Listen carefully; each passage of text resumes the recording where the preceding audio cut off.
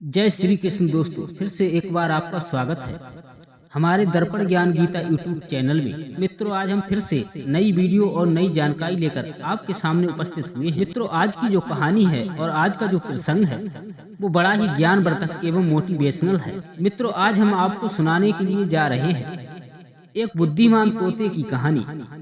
मित्रों, ये कहानी बड़ी ही मोटिवेशनल है, इसीलिए हमारी इस कहानी को पूरा सुने। मित्रों, आप इस कहानी को सुनने के बाद कभी मायूस नहीं होंगे। मित्रों, कहानी के अंत में वो बुद्धिमान तोता दो ऐसी बातें बताता है। वो बातें बड़ी ही महत्वपूर्ण हैं एक इंसान के जीवन के लिए और हर एक इंसान की कामयाबी के लिए। जो इंसान तोते की इन दो बातों पर ध्यान देता है उसके जीवन में कभी दुख नहीं आता। मित्रों, एक बात को तो आप अच्छी तरह से जानते होंगे कि हर एक इंसान के जीवन में समय एक जैसा नहीं रहता है। समय कब बदल जाए, कब किस व्यक्ति की किस्मत चमक जाए, ये कोई नहीं जानता। कब राजा से भिखारी बन जाए और कब भिखारी से राजा बन जाए, समय कभी एक सा नहीं रहता है। इसीलिए कभी इंसान को मायूस नहीं होना चाहिए। मित्रों, आज की ये प्यारी सी कहानी आपको ये ज्ञान देने वाली है और आपके जीवन में ये सीख देने वाली है कि इंसान को कभी भी दुखी नहीं होना चाहिए। जब किसी भी व्यक्ति के ऊपर भारी संकट आन पड़े और उस व्यक्ति को ऐसा लगने लगे कि अब हमारे जीवन में दूसरा कोई रास्ता नहीं है और चारों तरफ के चारों रास्ते बंद हो चुके हैं, अब हमें अपने जीवन में रास्ता मिलना बड़ा ही मुश्किल पड़ रहा है, तो आप ऐसी स्थिति में क्या करेंगे और क्या नहीं करेंगे, इसी के बारे में आज ये कहानी आपको बताने वाली है। मुसीबत तो हर एक इंसान के जीवन में आती है, चाहे वो अमीर हो या गरीब। हर खुशी के बाद दुख आता है और दुख के बाद खुशी। मेरे प्यारे मित्रों, जब दुख आता है तो इंसान बड़ा ही दुखी हो जाता है और अपने जीवन से निराश हो जाता है। ऐसी विपदा से मुक्ति पाने के लिए इंसान को अपने जीवन में क्या करना चाहिए, इसीलिए हमारी इस वीडियो को पूरा देखें और हमारी वीडियो समाप्त होने तक हमारे चैनल पर बने रहें।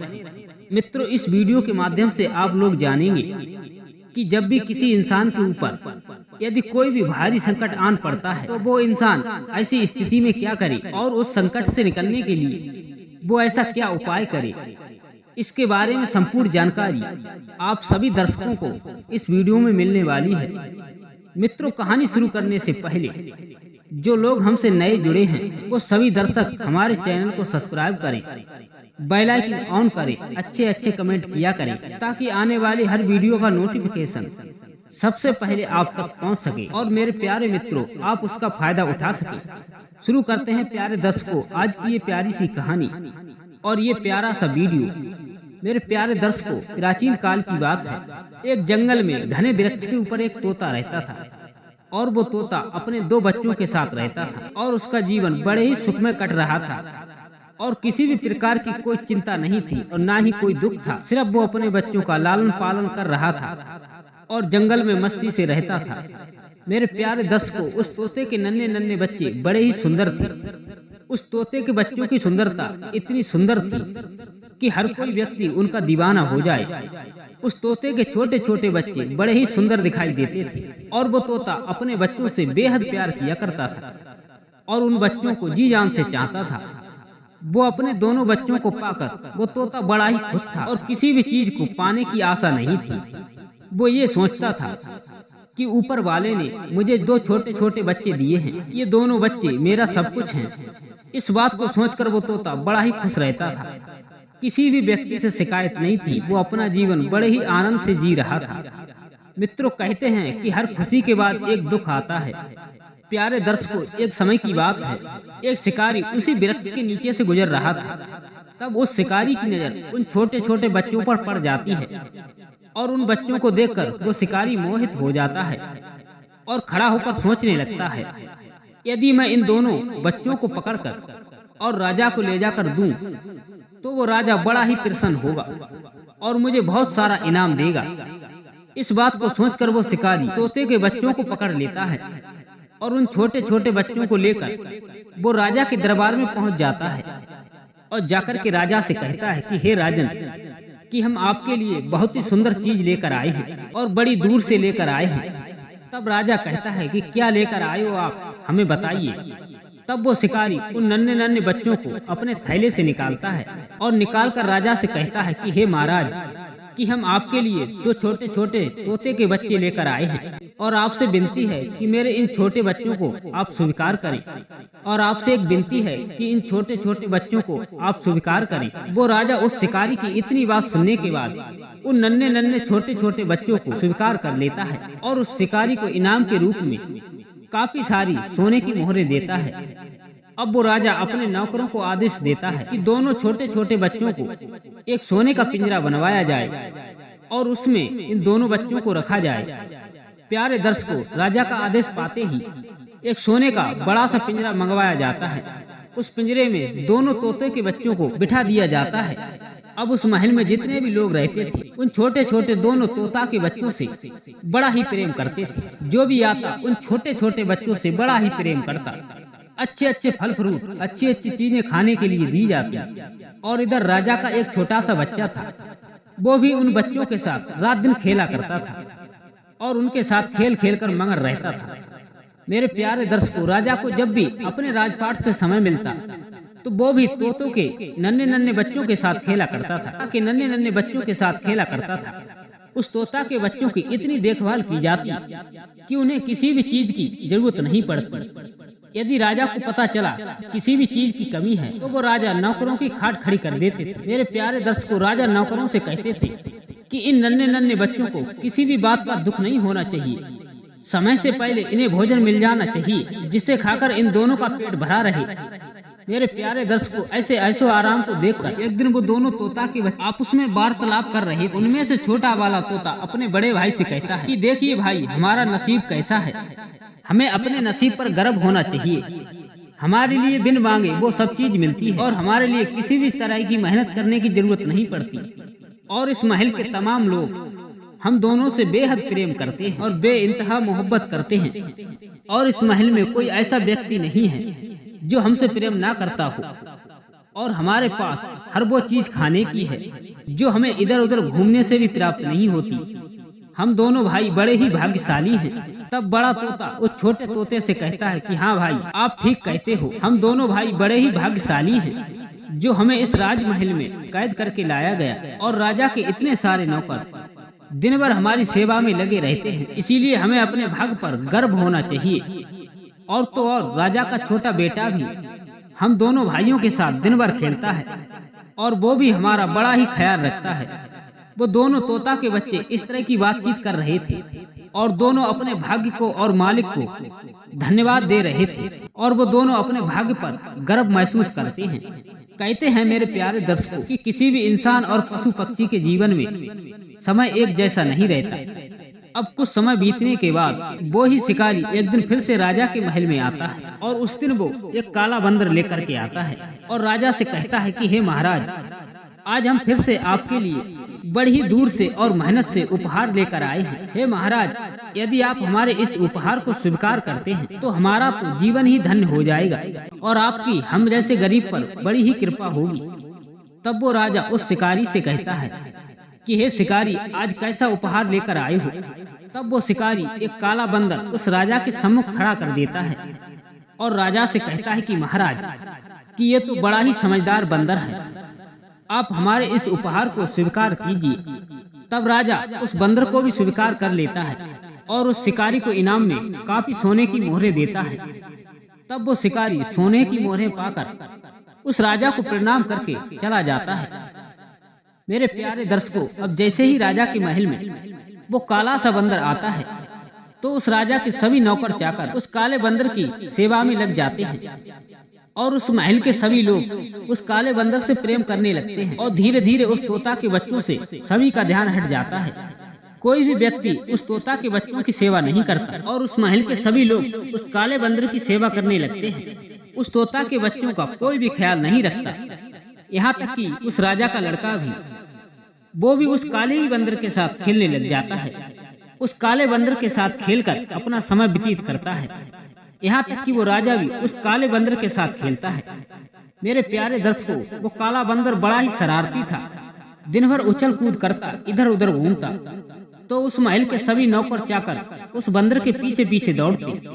ऐसा दृश्य देखकर दोनों वो तोता के बच्चे आपस में वार्तालाप करते हैं तब वो छोटा वाला तोता बड़े तोते से कहता है कि भाई, इस काले बंदर ने तो हमारा हमसे नसीब ही छीन लिया। इस काले बंदर के महल में आने के बाद इस महल का कोई भी व्यक्ति हमारी तरफ नजर भर के नहीं देखता है और ना ही हमसे कोई प्यार करता है, और कोई भी व्यक्ति हमें समय पर भोजन नहीं देता है, कोई भी व्यक्ति हमें पानी तक नहीं पिलाता है। इस महल के सभी लोग इस काले बंदर के पीछे पीछे दौड़ते रहते हैं, यहाँ तक कि वो राजा का लड़का भी और राजा भी उसी बंदर के साथ दौड़ता रहता है, और कोई भी हमारे पास नहीं आता। अब हम दोनों का भाग लगता है हमसे रूठ गया है। अब लगता है हमें हमारा भाग चादर ओढ़कर सो गया है। अब लगता है हमारे बुरे दिन आ गए हैं। उस छोटे तोते की ऐसी बात सुनने के बाद वो बड़ा तोता उस छोटे तोते से कहता है कि सुनो मेरे भाई, एक पहली बात मैं आपको बताने जा रहा हूँ। मेरी इस बात को बड़े ही ध्यान लगाकर सुनो। आप अपने जीवन में चाहे कहीं भी रहें, लेकिन मेरी इस बताई बात पर जरूर अमल करना। तब वो बड़ा तोता उस छोटे तोते से कहता है कि मेरे छोटे भाई, समय एक जैसा नहीं रहता है।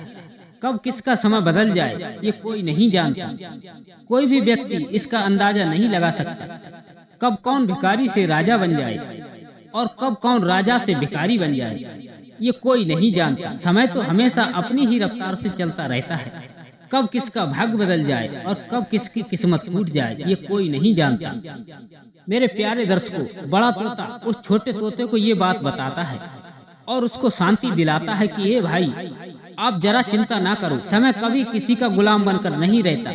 आप जरा चिंता ना करो, कभी न कभी हमारा समय फिर से आएगा। प्यारे दर्शकों, इतनी बात बड़ा तोता अपने छोटे तोते को समझाता है। अब वो दोनों तोता इस बात को सोचकर अपना समय व्यतीत करने लगते हैं।